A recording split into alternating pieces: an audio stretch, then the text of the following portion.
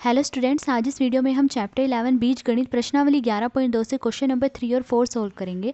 तो question number 3 देखिए, घन यानी क्यूब एक त्रिविमीय यानी 3 डायमेंशनल आकृति होती है, जैसा कि आकृति 11.11 में दिखाया गया है। तो देखिए, घन एक त्रिविमीय आकृति होती है, जैसे कि यहाँ आकृति दिखाई गई। ये क्या है? घन। इसके 6 फलक होते हैं और ये सभी सर्वसम वर्ग होते हैं। तो घन के 6 फलक होते हैं और ये सभी 6 फलक जो हैं वर्ग के आकार के होते हैं। देखिए यहाँ पर ये 6 फलक है। देखिए, पहला फलक ये ऊपर की तरफ है, दूसरा फलक ये नीचे की तरफ है। तो देखिए, 2 फलक तो ऊपर और नीचे हैं और बाकी के 4 फलक जो हैं इसके चारों ओर होते हैं। तो टोटल जो है घन के 6 फलक होते हैं और ये सभी फलक जो हैं वर्ग के आकार के होते हैं। देखिए, वर्ग के आकार के हैं। घन के एक किनारे की लंबाई L से दी जाती है। घन के किनारों की कुल लंबाई के लिए एक सूत्र ज्ञात कीजिए। अब देखिए, घन के एक किनारे की लंबाई क्या दी गई है? L। ये क्या है? किनारा। घन के एक किनारे की लंबाई L दी गई है, तो घन की किनारों की कुल लंबाई के लिए एक सूत्र बताइए। तो देखिए, घन के एक किनारे की लंबाई क्या दी गई है? L। घन में कुल किनारे बराबर 12। घन में टोटल कितने किनारे होते हैं? 12। तो देखिए, घन में 12 किनारे होते हैं। 1 2 3 4 5 6 7 8 9 10 11 12। तो ये घन में टोटल 12 किनारे होते हैं। तो घन में कुल किनारे कितने होते हैं? 12। इसीलिए किनारों की कुल लंबाई, तो अब इन किनारों की कुल लंबाई क्या होगी? देखिए, एक किनारे की लंबाई L है, ठीक है, और टोटल कितने किनारे हैं? 12। तो इन 12 किनारों की लंबाई क्या होगी? देखिए, एक किनारे की लंबाई L है, तो 12 किनारों की लंबाई क्या होगी? 12 को हम गुणा कर देंगे L से। 12 गुणा L बराबर 12L। तो घन के किनारों की कुल लंबाई क्या है? 12L। तो घन के किनारों की कुल लंबाई के लिए सूत्र क्या है? 12L। अब क्वेश्चन नंबर 4 देखिए, वृत्त का एक व्यास वह रेखाखंड है जो वृत्त पर स्थित 2 बिंदुओं को जोड़ता है और उसके केंद्र से होकर जाता है।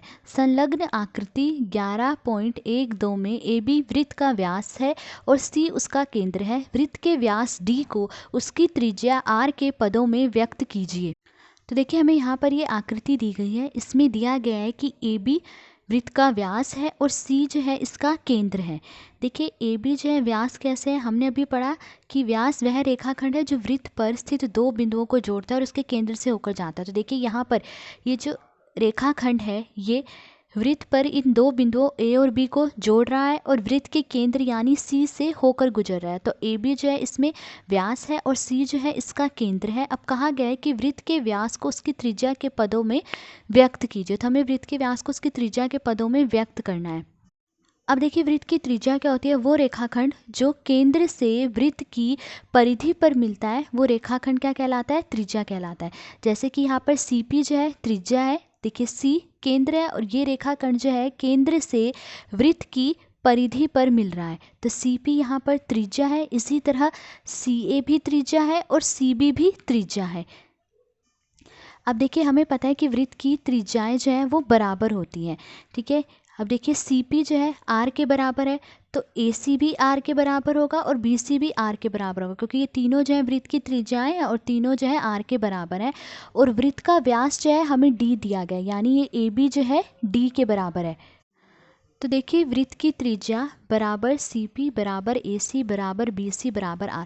तो देखिए, तीनों जो हैं वृत्त की त्रिज्या है और तीनों जो हैं बराबर है। तो तीनों किसके बराबर है? R के, ठीक है। वृत्त का व्यास AB बराबर है AC प्लस BC।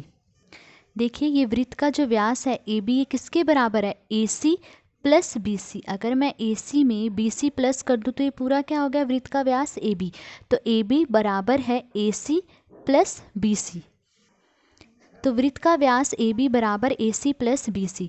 अब देखिए, वृत्त का व्यास हमें क्या दिया गया है? D, यानी AB हमें दिया गया है D बराबर AC और BC। देखिए, किसके बराबर है? AC और BC बराबर है R के, तो इनकी जगह मैं R लिख लूँगी। AC बराबर है R के प्लस BC किसके बराबर है? R के, ठीक है।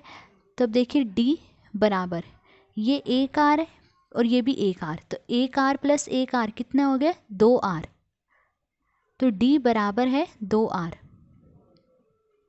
तो देखिए वृत्त के व्यास को हमने इसकी त्रिज्या के पदों के रूप में व्यक्त कर दिया, d बराबर 2r।